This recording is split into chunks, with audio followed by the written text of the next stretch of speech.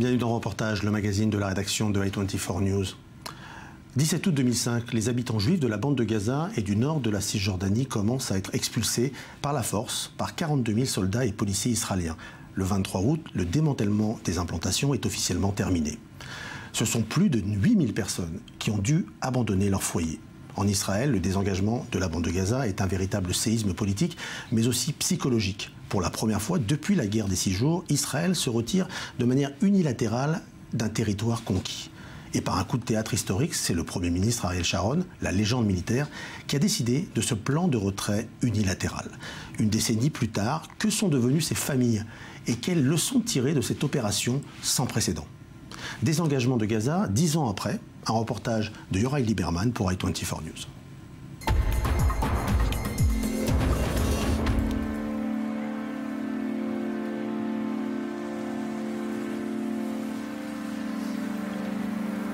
Jérusalem, sur le mont des Oliviers. Dans l'immense cimetière juif, la famille Sharabi s'est réunie autour de la tombe du père.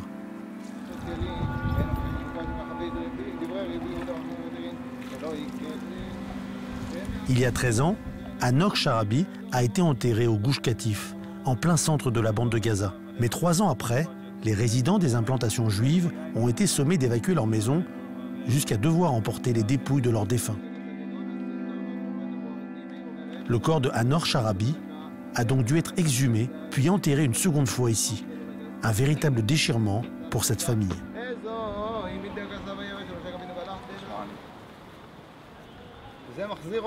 Ça nous ramène en arrière, au Gush Katif. Qu'avons-nous fait? Pourquoi l'avons-nous fait? Pourquoi l'enterrer encore et faire le deuil une seconde fois? Pourquoi avoir créé toute cette souffrance et ce malheur? Nous sommes exactement dans la même situation. Exactement dans la même. Sauf que nous sommes désormais à Jérusalem et pas dans le Gush Katif. Mais le sentiment reste le même. Notre mère a fait le choix de l'enterrer ici parce que c'est un lieu sacré. C'est aussi parce qu'elle ne savait pas encore où elle allait vivre. Il ne fait aucun doute que tout ça a été fait en vain. Ça quoi? Le désengagement, ça ne nous a menés nulle part. On n'y a rien gagné. Vraiment, rien du tout.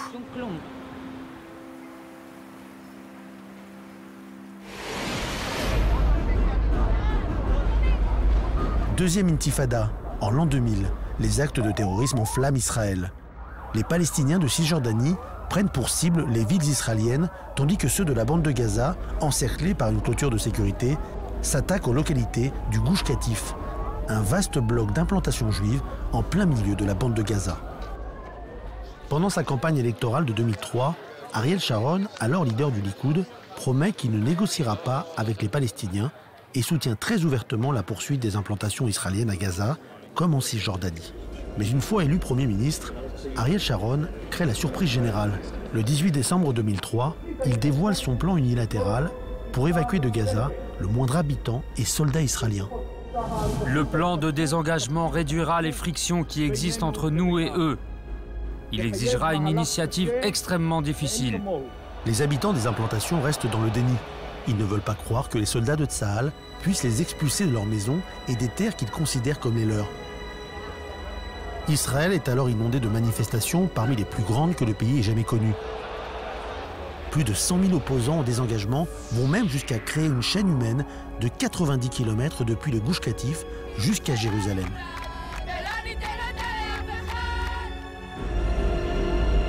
Mais en août 2005, 42 000 soldats ont l'ordre d'évacuer la bande de Gaza de ses habitants juifs.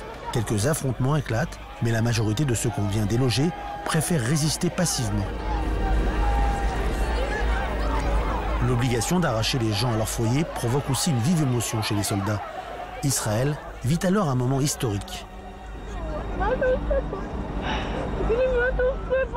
8 000 Israéliens vont donc être relogés temporairement dans des maisons préfabriquées en attendant qu'ils puissent s'en construire de nouvelles.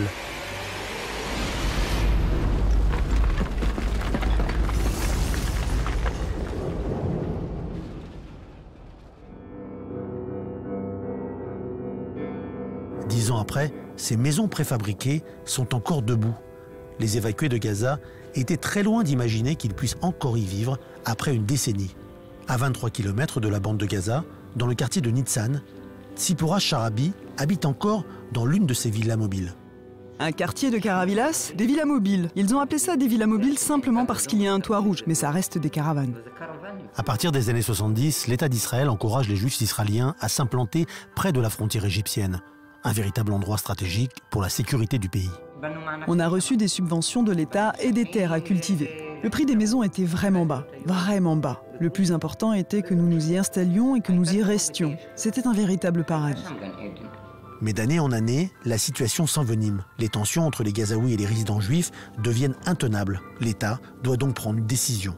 C'est vrai que là-bas, lors des dernières années, on a connu beaucoup d'actes de terrorisme. C'est moi qui ai choisi d'y aller avec tous les avantages que le gouvernement m'a offerts, et c'est l'État qui m'a sorti de là-bas. On est resté là-bas jusqu'au dernier jour, jusqu'à la dernière seconde, jusqu'à ce que les soldats encerclent la colonie. Qui aurait pensé qu'Ariel Sharon puisse faire une chose pareille ? Qui ? Et voilà, 10 ans ont passé, et nous sommes encore ici. Allez, viens, je vais te montrer ma nouvelle maison à Be'er Ganim que je fais construire. Ça va peut-être nous apporter un peu de légèreté.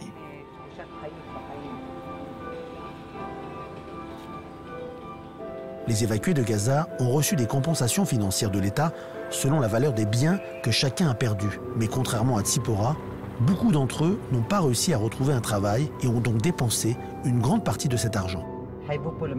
Certains ont dû faire un emprunt à la banque pour construire de grandes maisons. Peut-être parce qu'il était difficile pour eux de perdre des logements spacieux et de se retrouver dans d'étroites villas mobiles. Ils ont donc voulu se faire plaisir et bâtir de grandes villas. Tzipora a confié la construction de sa nouvelle maison à ses enfants. Aujourd'hui, c'est Gil, son fils, qui l'accueille sur le chantier. Bienvenue. Bonjour maman. Comment ça va? Ça va mon chéri? Tu es excité? Pourquoi? De voir ta nouvelle maison. Ah, attends qu'elle soit terminée. Ici, il y aura la cuisine. Ici, le salon. Et là, c'est la salle à manger. Ici, c'est ma chambre. J'ai 60 ans. Il est temps de me faire plaisir. Mais si Tzipora et les autres ont dû attendre si longtemps, c'est qu'à l'époque, l'État n'a pas su anticiper le futur de ses citoyens. Des années à attendre les plans d'urbanisation, la mise en place des infrastructures ou encore la répartition des terrains, sans compter pour les particuliers l'obtention du permis de construire et les longs travaux pour édifier leur nouvelle maison. C'est vrai que ça a pris beaucoup de temps, mais on ne peut pas continuer à se plaindre. Il faut aller de l'avant et regarder le bon côté des choses. Même si Tzipora est en train de tourner la page, grâce à sa nouvelle maison, le désengagement de Gaza a eu d'autres conséquences, notamment sécuritaires, militaires et stratégiques. Depuis 1991, Rafi Babayan est en charge de la sécurité au conseil régional de Sdot Negev, une zone limitrophe de Gaza. Pour lui, le retrait israélien a eu un impact plus large et a forcé Israël à repenser l'ensemble de sa stratégie et de sa sécurité. Ici, on peut voir l'une des batteries de missiles du dôme de fer. On va l'installer dans notre région pour protéger une partie de nos villages.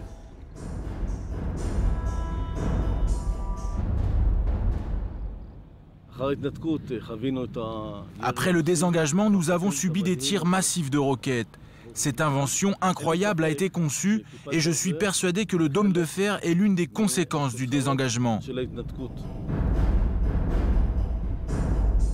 Selon Rafi, suite au retrait de l'armée israélienne du cœur de Gaza et de la frontière avec l'Égypte, les villages frontaliers subissent aujourd'hui les mêmes menaces que celles que subissaient les implantations de Gaza.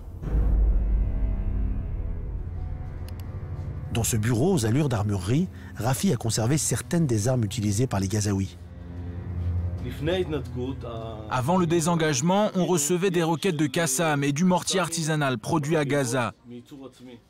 Ça volait un peu et tombait sans faire beaucoup de dégâts. Rafi garde même des armes encore plus rudimentaires. Il fabriquait aussi des fusils improvisés. Ça, c'est un fusil qui peut faire feu. Ici, on met la balle. Ça, c'est le viseur. Et on lâche le percuteur. Après le retrait israélien, quand Tsahal a quitté les lieux, les Gazaouis sont parvenus à creuser des dizaines, des centaines, certains disent des milliers de tunnels entre Gaza et l'Égypte. Une partie des armes qu'ils ont obtenues via ces tunnels ont été utilisées contre nous. Un exemple, ce mortier de 120 mm fabriqué en Iran. C'est une usine iranienne qu'Israël a construite dans les années 70.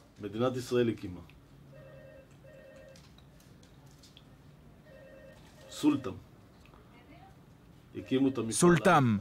On a construit cette usine quand le Shah d'Iran était encore au pouvoir. L'âge d'or des relations entre Israël et l'Iran. C'était lorsque nous les avons aidés pendant leur guerre avec l'Irak. Ironie de l'histoire, dans les années 70, Israël n'aurait jamais pensé être attaqué par des armes de sa propre conception. Beaucoup dénonceront un manque de vision à long terme dans ce choix d'un désengagement unilatéral, c'est-à-dire d'un retrait sans aucune négociation, ni sans se soucier de savoir à qui confier la gestion de la bande de Gaza après en avoir refermé les portes. Le chaos qui suit cette décision unilatérale a favorisé la montée en puissance du Hamas. Aujourd'hui, leur puissance de feu, comme la précision de leurs frappes, ne cesse de s'améliorer, ce qui pousse donc Israël à renforcer toujours et encore la protection de ses civils, jusqu'à faire de ces villages de véritables forteresses. La structure d'origine est restée intacte. Elle a juste été recouverte de béton. C'est une sorte de parapluie en béton. Et malgré la persistance du conflit, Rafi garde une maigre espérance. Nous désirons toujours la paix. J'ai récupéré des queues de mortier des alentours, puis j'ai pris des vieux tuyaux pour traire les vaches, pour faire ces cloches à vent. Sans cynisme, j'espère que le vent portera ces sons plaisants vers l'ouest et que ça puisse peut-être adoucir leur cœur. Et qu'ils commenceront à penser à la paix plutôt qu'à la guerre.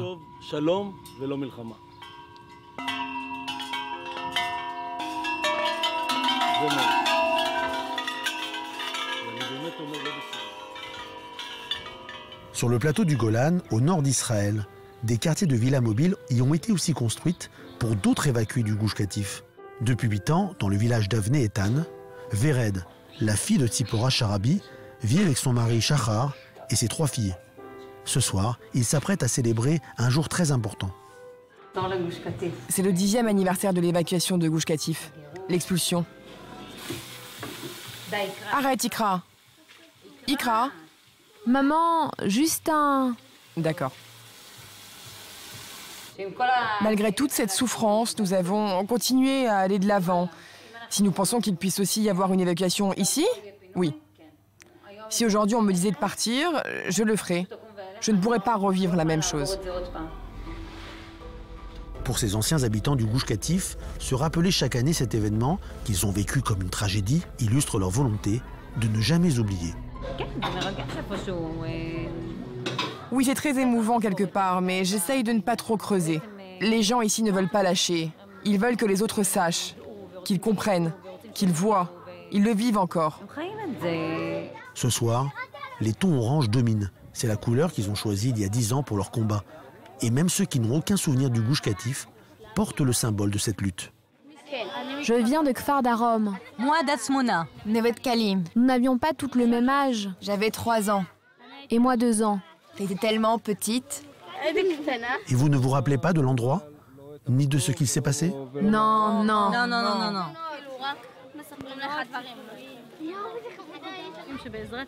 Nous espérons, avec l'aide de Dieu, cette petite à 6 mois, elle n'a jamais été au Gush Katif. Elle s'appelle Emouna, ce qui veut dire foi, parce que nous avons foi en l'idée qu'un jour nous retournerons chez nous et que nous reconstruirons nos maisons. C'est notre foi, n'est-ce pas Emouna? Dis oui, on rentrera chez nous, n'est-ce pas? À la maison. Pour certains, il ne s'agit pas seulement de transmettre l'héritage du passé, mais aussi de perpétuer, chez les générations futures, un certain esprit de reconquête. Cette année, un invité important prend la parole, Uri Ariel, actuel ministre de l'Agriculture, mais aussi membre du Foyer juif, un parti de droite dure, ultranationaliste. Récemment, j'ai entendu des personnes qui demandaient à qui manque le Gush Katif. Le Gush Katif me manque à moi. Et je dis cela dans un hébreu très simple, c'est mon pays. L'expulsion terrible de la bande de Gaza était un acte criminel contre l'État juif et contre le peuple juif.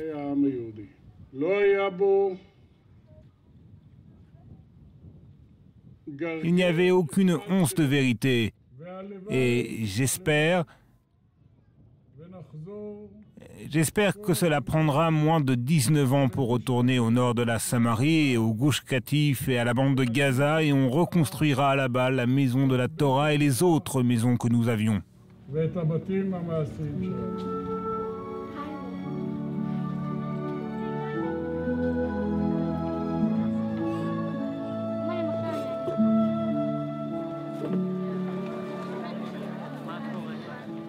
Arrête maintenant. Je suis toute secouée. Laisse-moi tranquille, parce que je suis toute secouée. Si Vered est émue, ce n'est pas par les propos du ministre, mais plutôt parce qu'elle vient de revoir les images de sa jeunesse. Dur? Oui. J'en ai assez de ce 10e anniversaire. Tout ça, même de toi, ça suffit.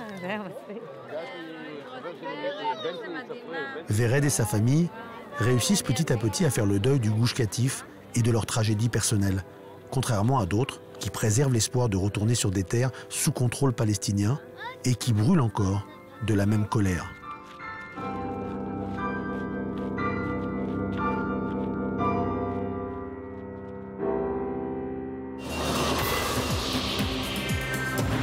Voilà, je vous retrouve la semaine prochaine pour un nouveau numéro de reportage. Merci de votre fidélité. À très bientôt. N'hésitez pas à laisser vos commentaires sur Facebook. Au revoir.